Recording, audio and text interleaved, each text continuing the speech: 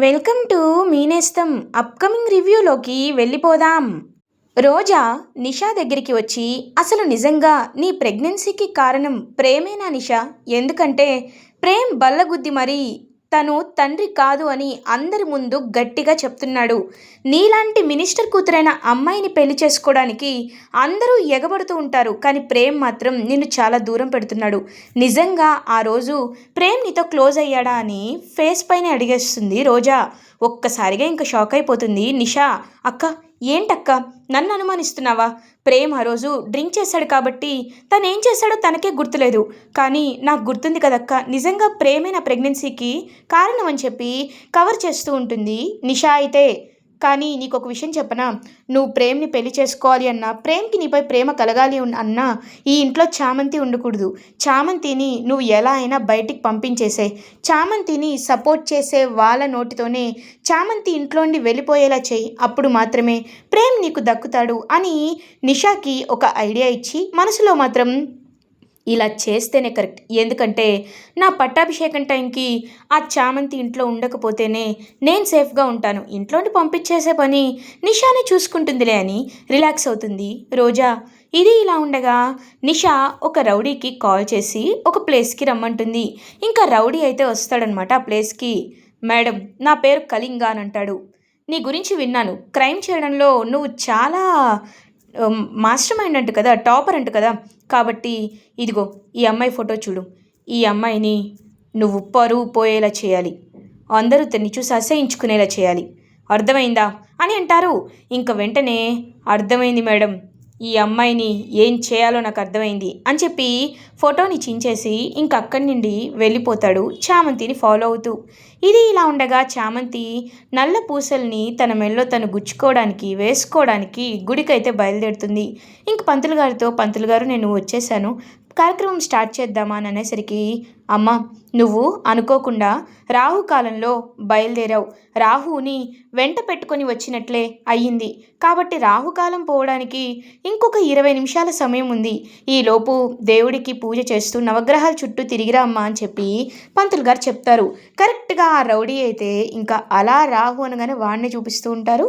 ఇంకా అలా రౌడీ అయితే చామంతి ఎప్పుడెప్పుడు సింగిల్గా కనబడుతుందా అని వెయిట్ చేస్తూ ఉంటాడు.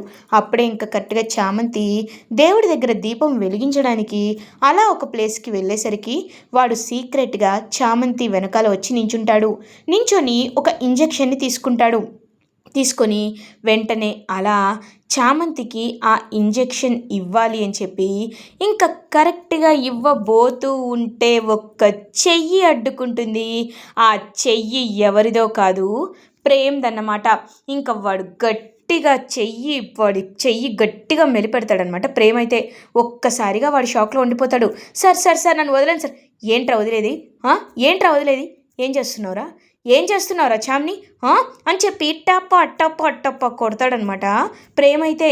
ఇంక వెంటనే అతను సార్ సార్ సార్ నేనేం అనలేదు సార్, ఏదో పొరపాటున అయిపోయింది సార్, నన్ను క్షమించండి సార్ అని చెప్పి తప్పించుకొని అక్కడి వెళ్ళిపోతాడు. ఇంకొకసారి కనబడ్డావో చుంపేస్తా అని చామంతి వైపు చూస్తూ, ఏంటి చామ్, ముందు వెనక చూసుకోవక్కర్లేదా అని అంటారు. బాబు మీరేంటి బాబు ఇక్కడ అని అడుగుతుంది. గుడికి నువ్వు మాత్రమేనా ఏంటి? ఏ నేను రాకూడదా అని అంటారు. అలా ఏం లేదు బాబు, రావచ్చు, కానీ ఇంత సడన్గా వచ్చారేంటా అని అంటుంది. నీకు తోడుగా ఉందామనే వచ్చాను చామ్ అని అంటారు. బాబు అని అంటుంది. చామ్, నేను చెప్పింది ఏంటో నీకు అర్థమైందని నాకు తెలుసు, మళ్ళీ ఎందుకు ఎక్స్ప్లెనేషన్ అడుగుతున్నావు అని అంటాడు ప్రేమ్. ఇంక పాపం చామంతి ప్రేమ్ వైపు చూస్తూ ఉంటుంది. అప్పుడే కరెక్ట్గా ఇంకా అలా ప్రేమ్, సరే నువ్వు పూజ చేసుకో, నేను బయట ఉంటాను అని చెప్పి ఇంకా అలా అక్కడి నుండి అయితే వెళ్ళిపోతాడు ప్రేమ్.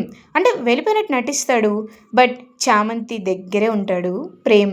ఇంకా కరెక్ట్గా అప్పుడే చామంతి ఇంకా రాహుకాలం పూర్తయ్యేసరికి హ్యాపీగా అమ్మవారి సమక్షంలో కూర్చొని తన మంగళసూత్రానికి పూజ చేయిస్తూ ఉంటారు.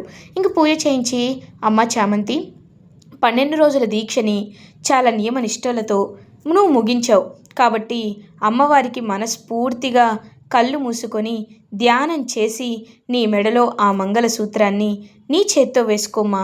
నిజం చెప్పాలి అంటే భర్త చేత్తోనే మెడలో మంగళసూత్రం వేయాలి, కానీ నీ పరిస్థితుల ప్రభావం చేత నువ్వే వేసుకోవాలమ్మా అని చెప్పేసరికి ఇంక చామంతి అలా మనస్ఫూర్తిగా దేవుడికి నమస్కరించుకుంటూ కరెక్ట్గా అలా ఇంకా ధ్యానం చేస్తూ ఉంటే అప్పుడే కరెక్ట్గా ప్రేమ అక్కడికి వచ్చి ఇంకా తన చేత్తో అయితే మంగళసూత్రాన్ని చామంతి మెడలో వేసి అక్కడి నుండి సైలెంట్గా వెళ్ళిపోతాడు.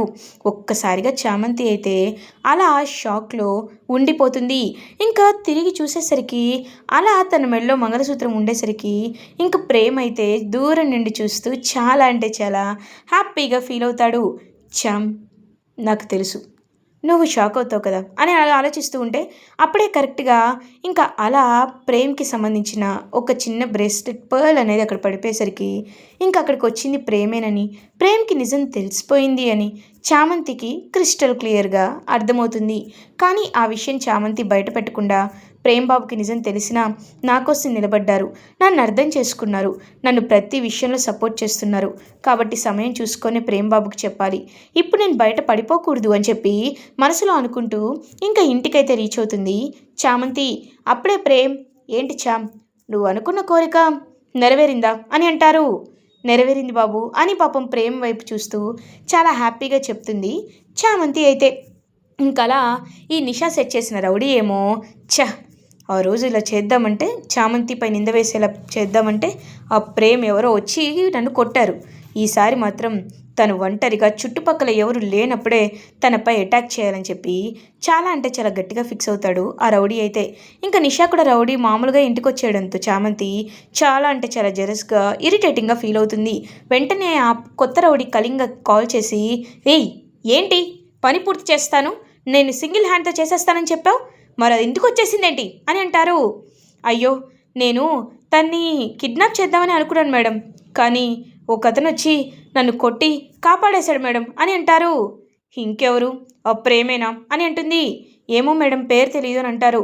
నువ్వు కొట్టావంటేనే అర్థమవుతుందిలే అది ప్రేమేనని, ఎప్పుడు వెనకాలే వెళ్తూ ఉంటాడు సెక్యూరిటీ గార్డ్ లాగా. ఇప్పుడు ఏం చేయాలి, ఈ చామంతిని ఎలా ఎలా పక్కకి తప్పించాలి అని ఆలోచిస్తూ ఉంటే కరెక్ట్గా అప్పుడే రమాదేవి ఏమో ఇంకా హాల్లో కూర్చొని హ్యాపీగా ఆలోచిస్తూ ఉంటుందన్నమాట. నేను చాలా రోజులైంది నాన్ వెజ్ తిని, కాబట్టి ఈరోజు చికెన్ బిర్యానీ ఆర్డర్ చేసుకోవాలి అని చెప్పి ఇంకా అలా ఆన్లైన్లో చికెన్ బిర్యానీ అయితే ఆర్డర్ చేసుకుంటుంది రమాదేవి. కరెక్ట్గా అప్పుడే తను తినబోతూ ఉంటే రమాదేవి దగ్గరికి తను వస్తుంది, చంద్రిక వస్తుంది. చంద్రిక చేయి పట్టుకుంటుంది. ఒక్కసారిగా ఇంకా అలా కోపంగా చూస్తూ ఉంటుంది. రమాదేవి, ఎంత ధైర్యం, నా చేయి పట్టుకుంటావా అని అంటారు. అమ్మ, మీరు ఈరోజు ఏంటో మర్చిపోయారా అని అంటుంది. ఏంటి ఈరోజు, ఏంటి ఏంటైతే నాకేంటి అని అంటుంది. అమ్మ, ఈరోజు శ్రావణ శుక్రవారం, మీకు ఆ విషయం గుర్తు చేద్దామని ఇందాకటి నుండి ప్రయత్నిస్తున్నాను, కానీ మీరు గుర్తు తెచ్చుకోవటం లేదు. మన సాంప్రదాయం ప్రకారం మనం ఈ మాసంలో నాన్ వెజ్ తినకూడదు కదమ్మా అని అంటుంది. ఏంటైతే ఇప్పుడేంటి చెప్పు, అయినా అందరి ముందు కనిపించేలా తింటున్నానా, ఇక్కడే కదా కూర్చొని తింటున్నాను, నా ఇష్టం, నీకెందుకు అనేలోపు అక్కడికి హర్షవర్ధన్ వస్తారు. ఇంకా వెంటనే హర్షవర్ధన్ని చూసి ఆ పక్కకి పెట్టేస్తుందనమాట. వెంటనే తనైతే, రా హర్ష రా, శ్రావణ శుక్రవారం గురించి మాట్లాడుతున్నాం అని అంటారు. విన్నాను రమా, అంతా విన్నాను, నీకు భర్త అంటే ఎంత గౌరవమో, మన ఆచార సాంప్రదాయాలంటే ఎంత నమ్మకమో ఇప్పుడే విన్నాను రమా అని అంటారు. హర్ష, అది కాదు రమా, ఇంక నువ్వేమీ అనొద్దు, ఏమీ మాట్లాడొద్దు, నువ్వెంత మాట్లాడినా అది కేవలం కవర్ చేసుకోవడానికే అనుకుంటాం, కానీ నిజమని మాత్రం అనుకోము.